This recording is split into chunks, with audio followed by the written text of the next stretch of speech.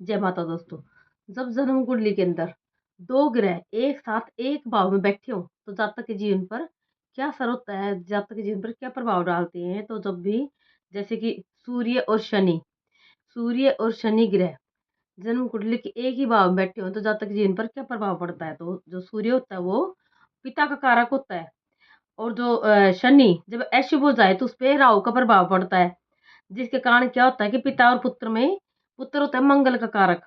तो ऐसे में क्या होता है कि जो मंगल ग्रह है वो अशुभ हो जाता है, उन दोनों में झगड़ा नहीं होता। लेकिन बुध बुध यानी लड़की बहन बहन बेटी के कारण कभी कभार झगड़ा हो जाता है, किंतु निर्णय सूर्य के अनुसार होता है, यानी कि जो सूर्य बोल देता है वही निर्णय माना जाता है। और जब मंगल अशुभ होता है तथा बुध नीच का हो तो दोनों में झगड़ा बढ़ जाता है। बुध उच्च हो तो सब कुछ ठीक हो जाता है। और जो शुक्र ग्रह यानी शुक्र ग्रह अगर पापी अवस्था में बैठे हों तो सूर्य चाहे किसी भी घर में हो अशुभ प्रभाव देगा ही देगा।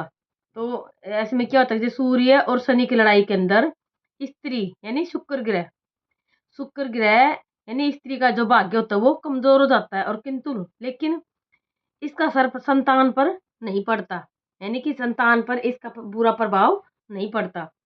तो जैसे कि अगर सूर्य और शनि ग्रह पहले भाव में बैठे हो तो क्या असर पड़ता है जातक जीवन पर।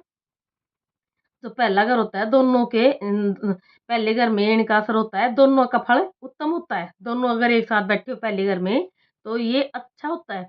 ऐसा इंसान ब्रह्म ज्ञानी होता है। सोने चांदी का या अग्नि से संबंधित सामानों का कारोबार जातक के लिए उत्तम होता है। और अगर ये दोनों ग्रह ने सूर्य और शनि ग्रह छठे घर में बैठे हो तो क्या असर पड़ता है जातक के जीवन पर। स्त्री होती है वो स्त्री का सुख पूरा मिलता है इस जातक को। लेकिन जो जीवन है वो मुसाफिर वाला, यानी कभी कहीं कभी कहीं कभी कहीं, ऐसे जो जीवन होता है वो मुसाफिर वाला होता है।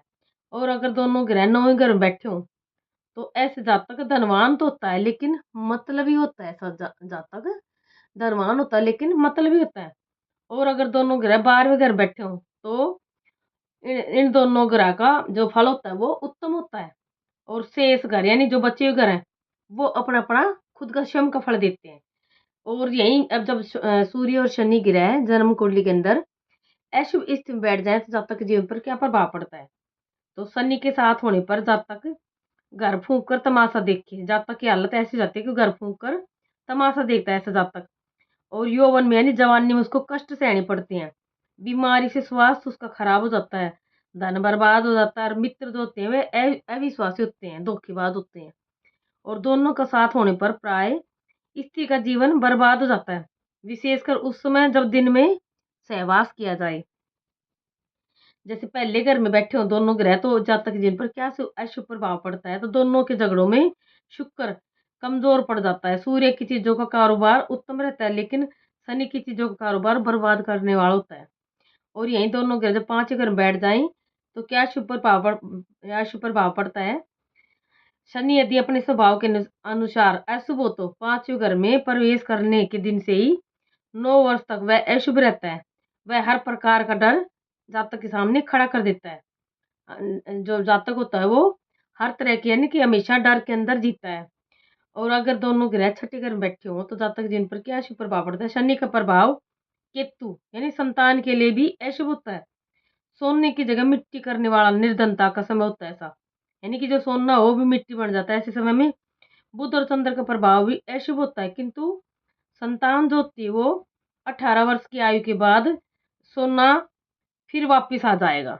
18 साल तक इसका असर रहता है, उसके बाद जातक के लिए ये शुभ हो जाते हैं। और यही अगर दोनों ग्रह साथ ही घर बैठे हो तो जब बुध होता है वो पांचवें तथा चंद्र पहले या छठे घर में हो तो जेल भी हो सकती है इस जातक को।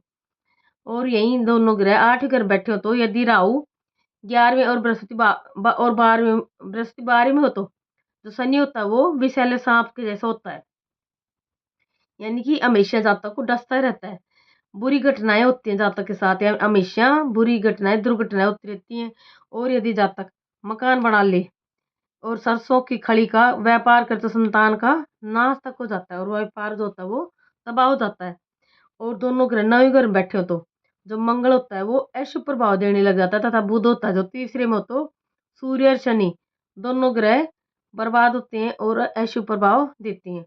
और दोनों ग्रह जब 10वीं घर बैठे हो तो व्यर्थ के इंसान के ऊपर व्यर्थ के लांछन लगते हैं, बिना बिना बात की बदनामी होती है और ऐसे जातकों को जेल तक हो सकती है।